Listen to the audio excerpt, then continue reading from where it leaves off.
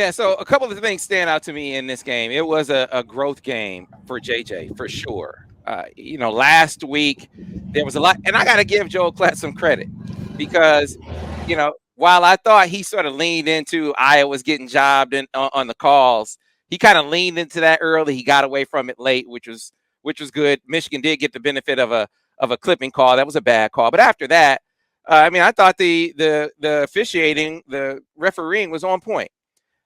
But one thing that he pointed out in last week's game that wasn't really that accurate, and I had, upon reflection, had to sort of reflect a little bit too, or recant a little bit too, and that was it really seemed like, man, receivers just aren't getting open. Like, talking about against Maryland, receivers just aren't getting open.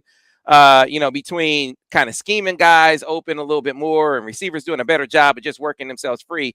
Maybe that's an adjustment moving forward. When in reality, what was the case was Maryland was showing JJ some things that they hadn't shown on film, and in turn, JJ hadn't seen before. So he was getting out of the pocket, maybe getting away from the play before letting the check down develop.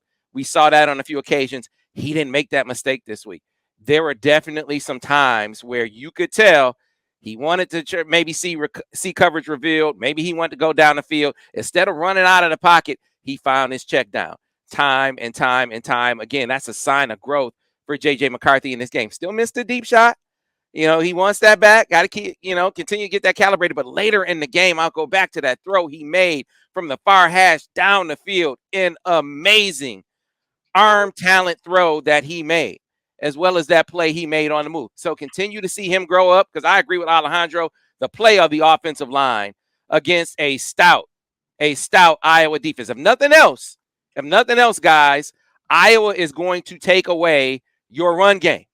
They will take that away, and they could not. But for that 4th and 1 play, which Iowa said, I think it was a wedge call that Michigan made. I got to go back. It was either a wedge or a duo, whatever the case may be. Iowa said, you are not going to run this ball up the middle. Now, maybe in retro, upon reflection, the coaches will say, hey, maybe we should run some play action or get JJ on the flanks to do something else other than run into the strength of that defense. But it gets back to what we say about Iowa. Respect us. Respect us up front when we are geared up to stop the run. In that instance, they were able to do it. But for the rest of the day, they weren't. That's a testament to the offensive line, a testament to the running backs, how dialed in they were kind of seeing their cuts. Defensively, and I want you to jump in on this, Alejandro. This was another game for about 2.5 quarters where they struggled to get pressure with 4. They did a good job of getting some pressure when Jesse Minter sort of dialed it up. But how do you get pressure with 4? And he started, turning them loose with some twists and some stunts. He got Jalen Harrell free on a twist. He got Iabioki free on a twist late in the game. There was another twist that kind of sprung a guy. So that action kind of worked. But that last series, maybe that was revelatory, because Mike Morris came up huge on that last series. And there was no twist, no games. It was just Mike Morris beating his man off the snap, beating his man with the move, and then Iabioki doing the same thing before he got a twist call to get him free.